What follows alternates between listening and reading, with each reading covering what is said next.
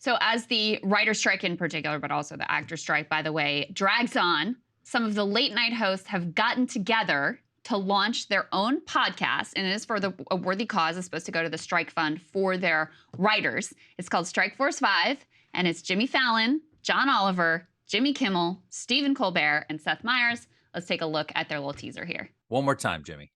Yeah. Hi, I'm Jimmy Fallon. I'm Stephen Colbert. I'm Jimmy Kimmel. I thought when you said Jimmy, you meant me, Jimmy, but you meant Jimmy. I always mean you. But when you say Seth Meyers, who do you mean? I mean John Oliver. It's the five of us together for maybe an hour a day. Strike Force 5 is the name of our podcast. Subscribe to it now. Spotify or wherever else you get your podcasts. But Spotify, you fucks. Oh my God. So okay. I cannot really recommend the content, which I did listen to the first episode, half of the first episode yesterday. It's not that great. It's a little cringy, but I do appreciate the solidarity with the writers. Okay, sure. That's great. With this, it is great. We need to end the strike now. We need to end this podcast as soon as humanly possible. I am personally begging Bob Iger and all the other studio executives, just give them whatever they want. Put these people back on network television so they can remain irrelevant or whatever on the spaces that they fill there. Let the people get paid that all need to get paid.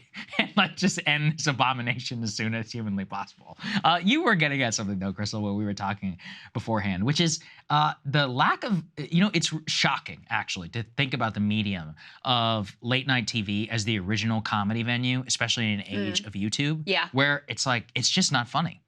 And a lot of these guys on themselves, and I don't know what it is, because clearly they had to have some level of talent to get where they were. I wonder if it's because the writers are actually doing all their jokes. I wonder if it's just that they're old, out of touch. I wonder if it's just that the authentic comedy on YouTube is just so much better than anything you can find in a network environment. But it is just so shocking to me to see this exist in the age of, there's so many great comedians who are out there right now, are putting and dropping specials out, 15, 30-minute or whatever sets, which will have you double over in laughter that you can watch for free. And then to see these guys are probably better paid than every single one of them, even, whatever their strike for. And it's great. Once again, any compensation they're giving to strikers, I think that's awesome.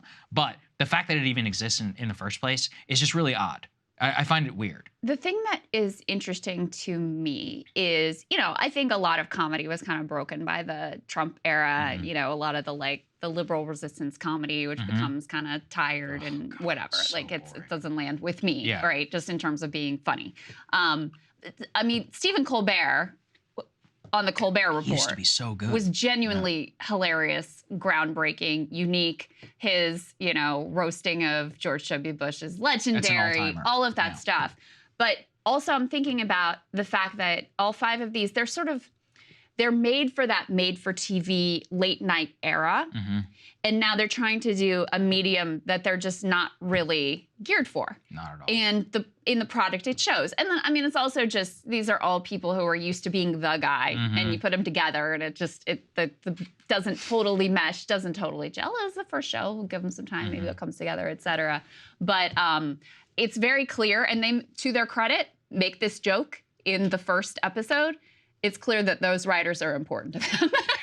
It's clear that they need the writers. They need them back because it's not the same without the producing and the scripting and the things that they need to have their shows be what they are. Yeah, so look, like I said, this is just the clear sign yet. We need to end the strike. Give the writers whatever they want. Return them from whence they came and end this as soon as possible. Although, unfortunately, it doesn't actually look like any of that is going to happen, and this is probably going to go on. There's no sign that, that it's coming to any sort of amicable close here.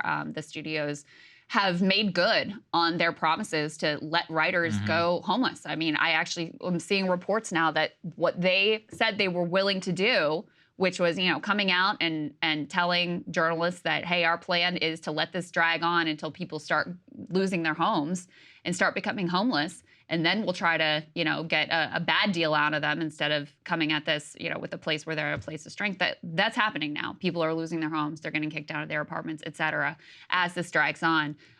So it's incredibly disgraceful. The future of that industry, the future of Hollywood is, really at stake. The future of AI and the use of chatbots to write initial drafts of script and basically strip writers of their livelihood. Like, that is all at stake. So let's not lose sight of that, that these fights are incredibly real, not just for Hollywood and for our favorite shows, whether these are your favorite shows or not, not just for Hollywood and our favorite shows, but really for a lot of workers across the country. So. If they take The Last of Us away from me, I'm going to riot.